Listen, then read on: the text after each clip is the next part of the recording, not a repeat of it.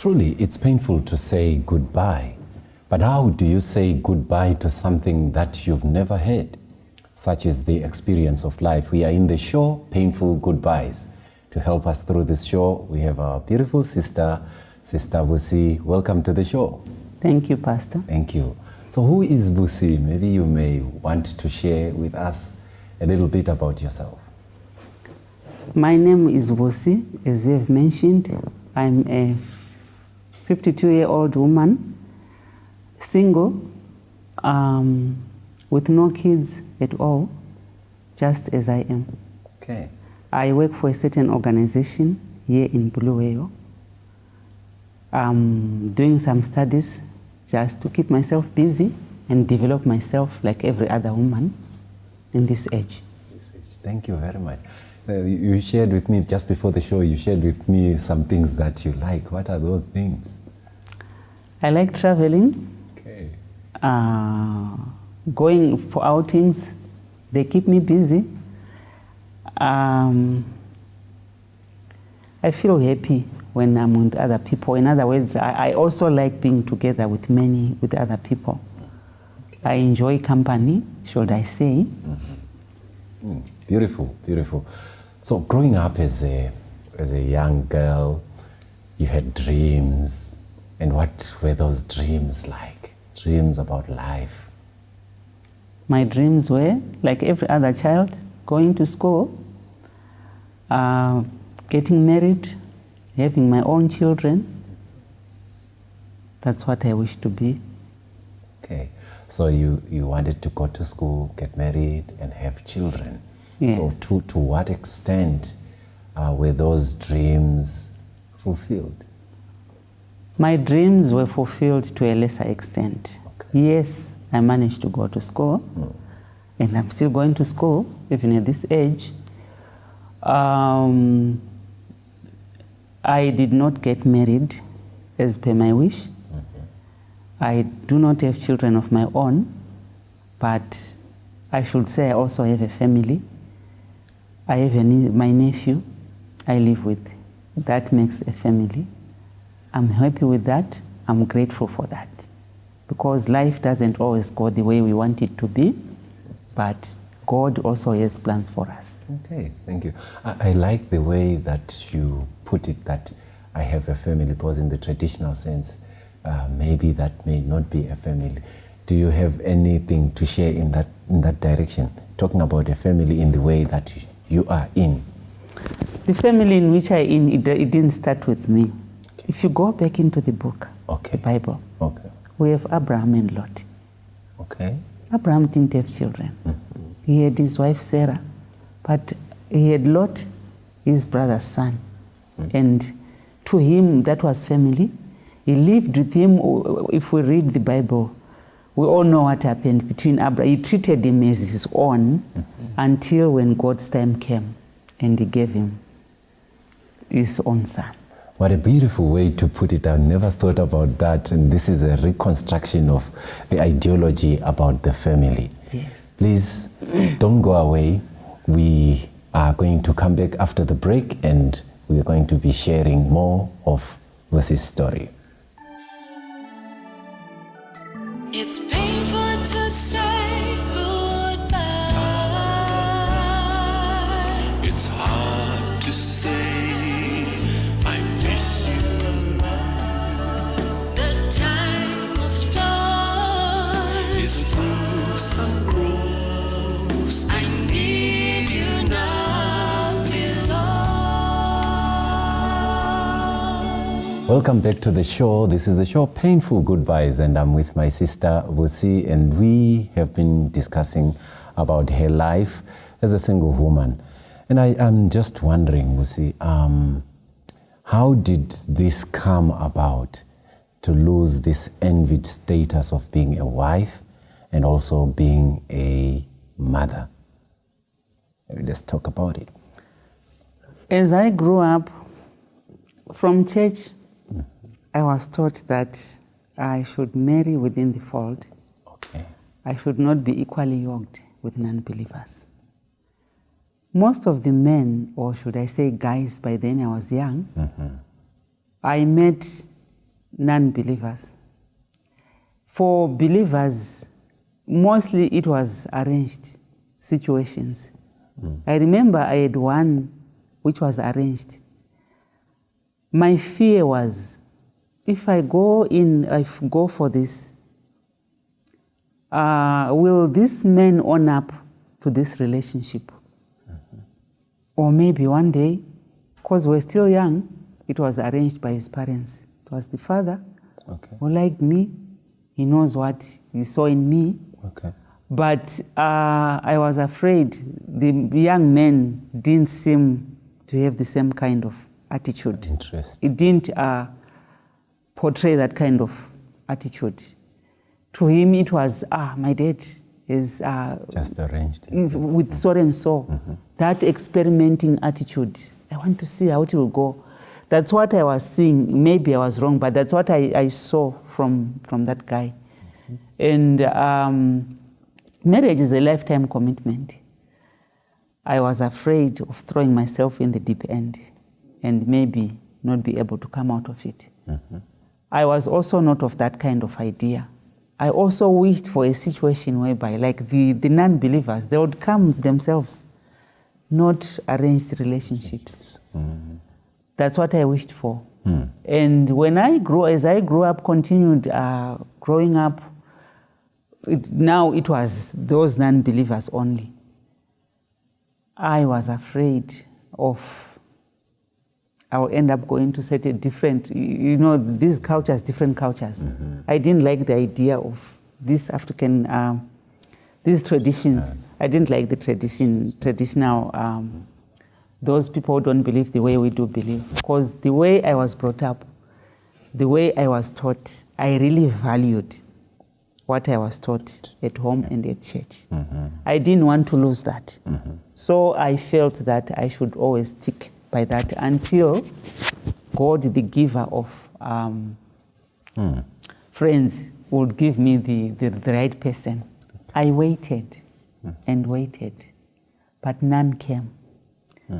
When I tried to talk maybe to the family members, not exactly family, because this, for instance, this one, I was still young and it didn't go down well with my father. My parents didn't like that. To them, they felt I was still young. I still had to develop myself. That's the only time I'm saying I met a believer.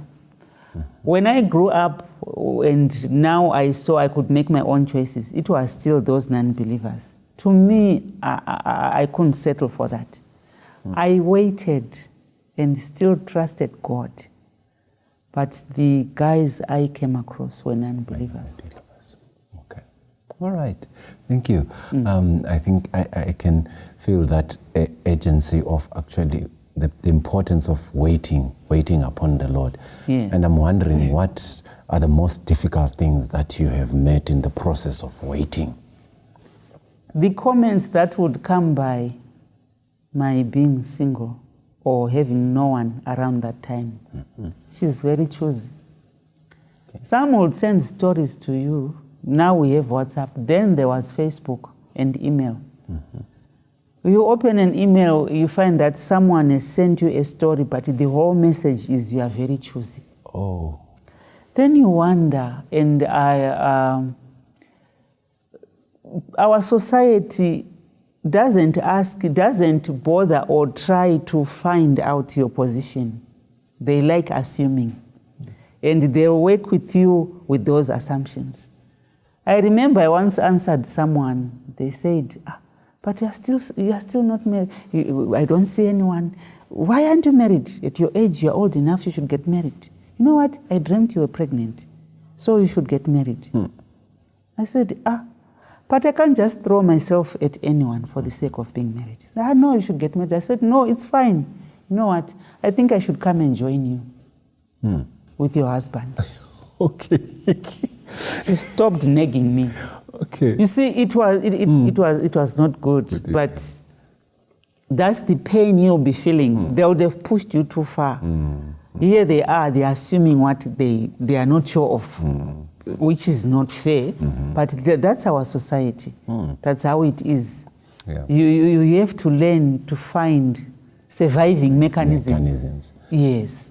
So now this word single, when someone mentions single, there is a lot of stigma that comes with it. What's your take on that? There are lots of assumptions where a single person is concerned. A single person is disrespected. They don't command respect in in our society. As I said, people always like assuming. When someone sees a single person, they see a misguided missile who has the right to go for anyone they like. Yes, there are some who are like that. I don't dispute that. And some, they settle for other people's husbands, not out of choice, but they would come to the end of the road. They don't know what to do. There are some ladies out there, the elder women, who come and give you advice at times. You see, you are growing old. You have no child. You are not married. Why don't you just have a child with any man you like? And you keep that child to yourself, you leave the man. You see, it's someone who is whispering that to you. It depends on whether you know what to do. Some will fall for that. Some will ignore that. You are also treated as a suspect by married women. They treat you as a suspect. My husband will go. No one can trust you around their spouse. Some will go to the extent of, again, arranging for you. I said at a younger age it happened. But at an older age again, it happened. Oh. This time, it's, no, she can't just stay unmarried. No, that's not the reason. The reason. The reason is my husband. I should get her someone. When I get her someone, she will have peace of mind. Okay. The one who has arranged that relationship. It's not out of love, but it's to protect my spouse from her. You see, which is not fair. I can't just fall for anyone for the sake of falling for anyone or because so and so wants to protect their marriage. That's not the way to go. And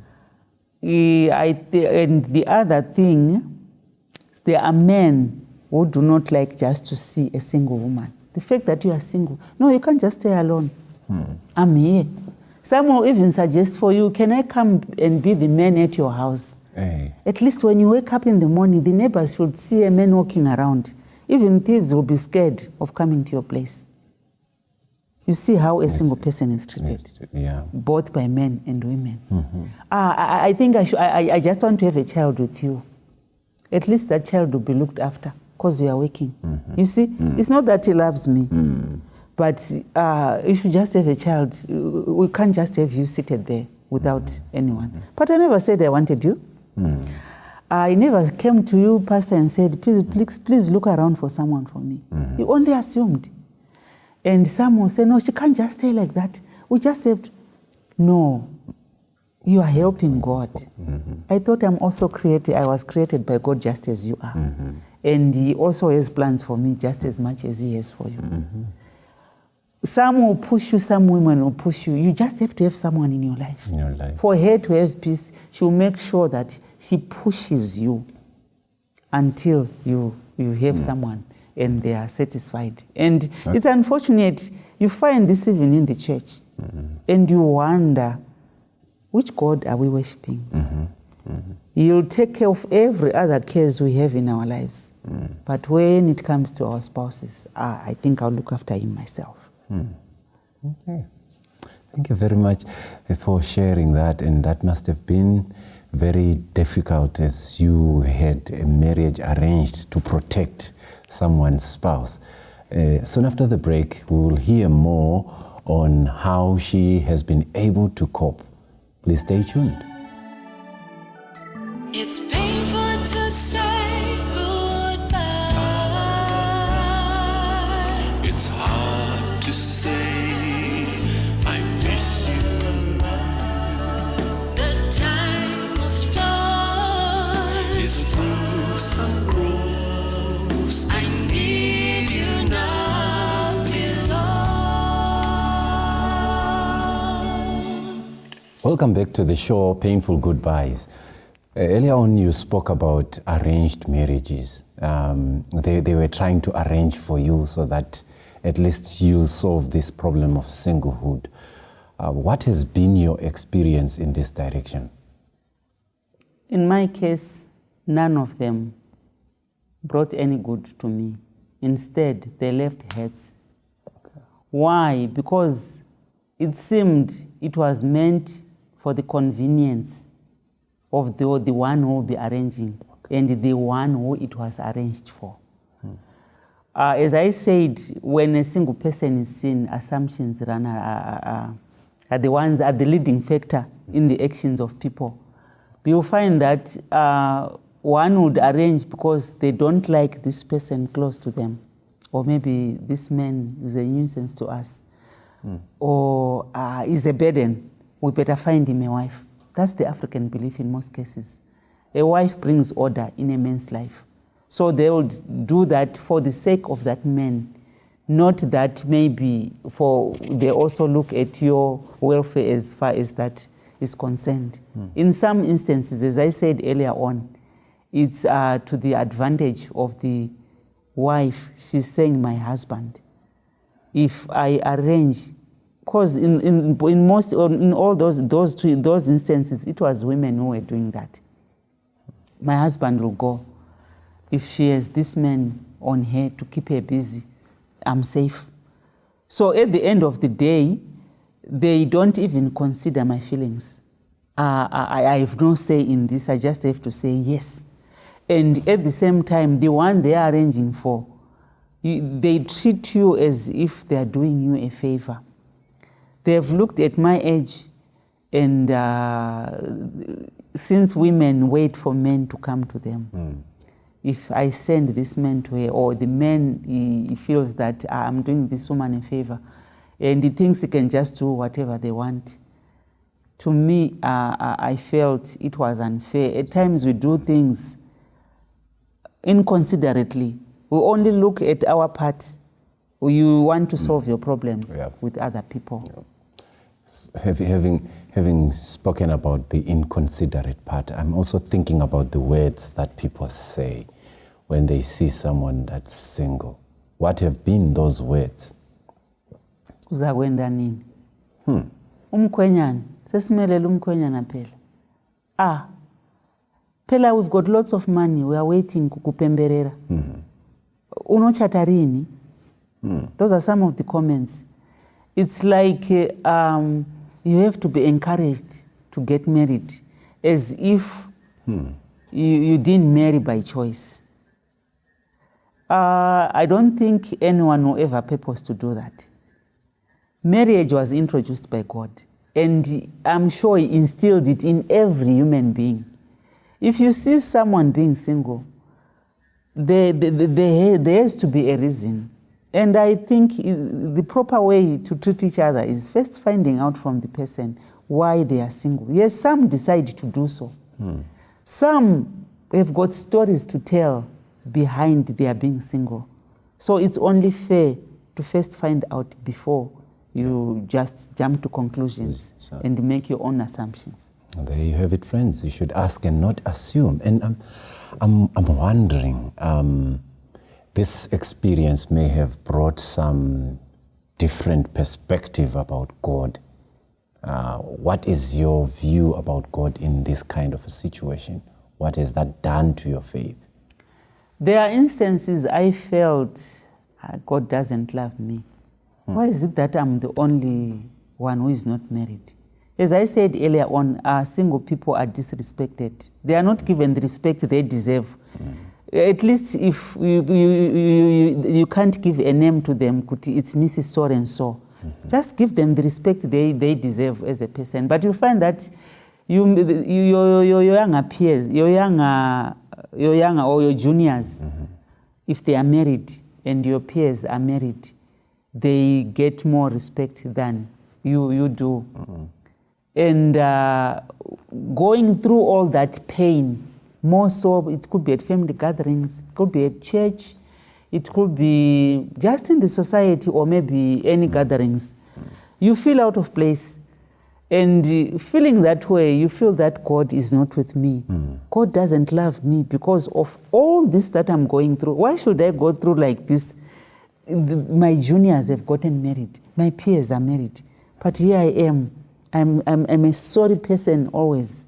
Wherever we are, even you are the Malaicha when you are gathered. You are the Mjiba in that area. Why? Because you don't have a name to yourself. So how can you be respected? And it makes you feel that God doesn't love me. It made me feel that God doesn't love me. There's a time I felt like Job. I treated myself, I said, I am like Job. And that's how I got to read the story of Job. But I was strengthened by the end of the book of Job that one day, maybe God will remember me. It gave me hope. So what I did next was to stick to God, to trust Him, to believe Him that one day He'll take me out of this. And the good thing about it, when I went to church, at least I made friends. At least at church, you are treated the same. So I felt safer and happier when I'm at church because that's where I was given that kind of respect. But the society at large, as I said earlier on, they had their own views. So if you were to speak to your younger self with all this that you have shared, what would you say to her? Put your hope in God. Trust in God. Do not depart from the Lord. Read His word. Trust His word. There in the word of the Lord, there is joy, there is strength. It will keep you going until you reach where you wish to be. If it so happens that things don't go the way you wish them to be, remember your Maker. He is the one who made you. He knows what is best for you. At times, what we wish for may not be good for us. But when we trust God, since He's the one who created us, He knows why He created us. He knows His purpose for our lives. When you put your hope in Him, He never embarrasses you. Never. So I'm thinking to myself, what would you want those that are married to know and those that are single as well? Maybe words that you may strengthen them with. To singles, look after yourself well. Be smart always. Fear God and give Him glory. Why? Because He's the one who created you. He's the one who made you. He's the one to sustain you. He is always faithful. And what He promises, He always fulfills it. Okay. Do unto others as you wish them to treat you. Be honest before God and in your dealings with mankind. Don't cheat. Don't ever think you can be clever before God or mankind. At times you'll be tempted to say, abangiboni. Ngingake ngijole lozibane bengangibona, vele abakuboni. It's true abakuboni.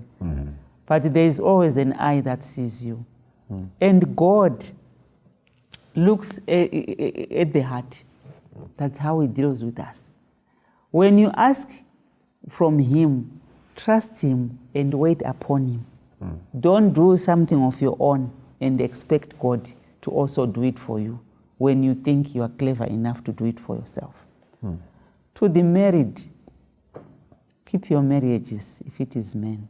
Be faithful to your wives. Isintu sithi, in Shona they say, dzingi dzigonyera pamwe, maruva enyika akawanda. Girl children are always born every day, even as I'm speaking. Another one is being delivered. There will always be plenty. You can never outgrow them and you can never finish them. Stick to your wife. Furwa. By so doing, if you are faithful to your spouse, God will keep you longer. Don't waste yourself away. You find these women there, you leave them on earth. Live for others. To the married women, trust God with your spouses. ask him ukuthi alixotshele amakhanka angawomancuba bangayendanga. Don't think by treating them the ways I have mentioned, arranging marriages, sikamfunda sondele kumngami othi ngimdingela indoda, and you think it will save your marriage. By the way, where they spend their day, you won't be there. Uhlangana labanye abahle ukudlula umancube wona omcabangelayo. And it's only God and that man who knows what happens.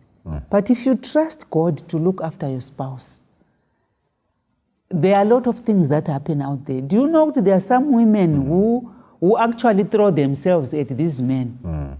Yes, they are there, but you won't be seeing them. You won't be there to say, hey, get away from my husband.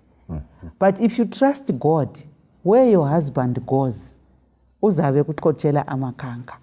Pray to God, ask him ukuthi umkakho abone wena wedwa. Ungahambi uqalana labantu because of your husband. There are married women also who are also loose. Some have painful and difficult experiences in their marriages.